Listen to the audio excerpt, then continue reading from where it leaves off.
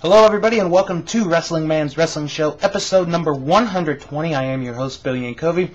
This week on the show, going to talk about WWE, Ring of Honor, the Indies, the NWA, plus the DVD of the week. And I promise you this is going to be a DVD of the week that you will like. So with that in mind, let's get into the ratings, courtesy of Pro Wrestling Illustrated. For all the ratings and other stuff, including the history of Pro Wrestling Illustrated and a pretty good description of the history of wrestling, go to pwi-online.com. Alright, let's take a look at the overall top 10 for this week.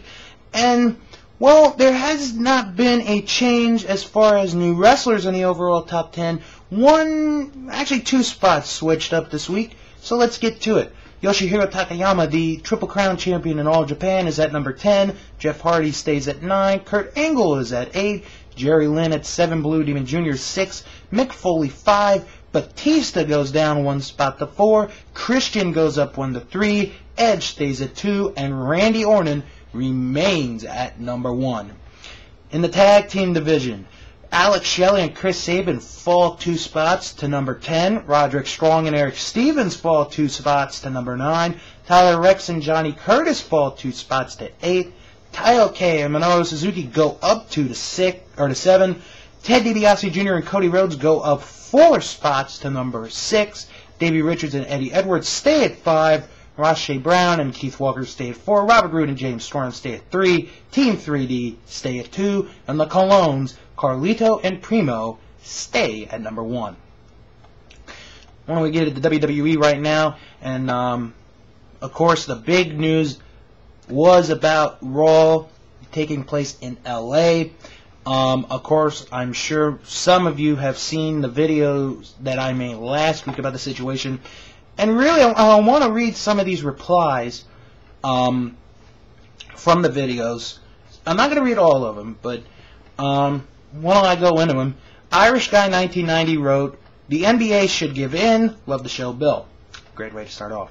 Winterweather 2 wrote, "WWE should give in to the NBA. Just tape the show on Sunday and show it in its normal time slot on Monday. No one will know the difference except the fans who wanted to see it live."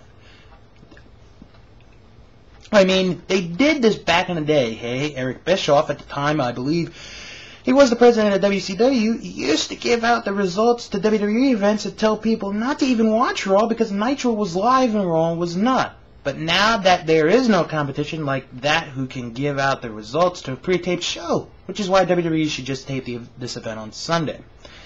Now, one that I really liked was from Michigan 2. And I'm going to read his comment. Quote, "You're correct. If this were TNA, it would not have made big news. I don't think TNA would have said what Vince McMahon said about the Denver Nuggets owner. Vince wants the media and general public to take his company seriously, but that's hard to do when someone makes childish remarks on ESPN. Cage match? He should be arrested? Did you catch Jonathan Coachman on ESPN interviewing Vince McMahon? Just type in ESPN, Vince McMahon, Coach here on YouTube." Well, I can tell you that I did not watch it, but I had heard about it. That must have been a very uncomfortable situation with Jonathan Coachman. He's probably like, "Excuse me, I don't want to interview my old boss." "Listen, this is ESPN, damn it. You're going to interview who we tell you to interview. Now shut up and do your job." Now, actually, you know, I liked the coach. I did, and I'm glad he's getting, you know, good time on ESPN, even if it was ESPN News. But now this last one from Unstoppable 911 really caught my eye. "I cannot even watch the NBA anymore. It's just that I have lost my passion for the sport. And plus it's probably because I'm still mad at Kobe for raping that white woman. So I will not watch NBA anymore."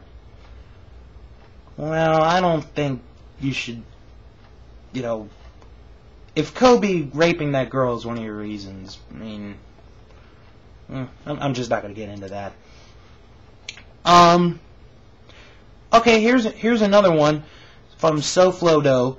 "We all knew the NBA was going to win. I mean, the Pepsi Center was probably built for the Nuggets anyway. It's almost like what happened with the Charlotte Bobcats in their arena when the Charlotte Jumper Classic was to be held while the Bobcats had their games scheduled.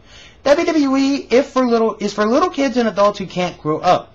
I used to watch wrestling until I was 14 and Ken was my favorite. But I grew up. I'm 20 now. Well, congratulations that you grew up. But you know what? Wrestling fans grow up too. So you might want to rethink about what you write. Michigan 2 wrote another good one. Well, you knew Vince was going to make a storyline on Raw out of this, and it will get aired on ESPN and all over. Non-wrestling fans will sit back and laugh and shake their head, while us wrestling fans will sit back and say, why us? I bet Jonathan Coachman is glad to be working where he is right now. No one yelling at him through a headset and gets treated well. Be interesting to know what the wrestlers think about this one. They probably were looking forward to a day off. Ha! That would have been funny if they did get a day off. But, you know, if there's one thing that can be said about wrestling fans in general, and I think Vince hit it on the nail. You know, hit it on the head of the nail. When you push wrestling fans, and I know he didn't say wrestling fans, he said when you push WWE fans, they do push back. Honest to God, that's the truth with wrestling fans. You push them, we will push you back. You're not going to get over it like that. So anyway, let's get into their ratings for this week.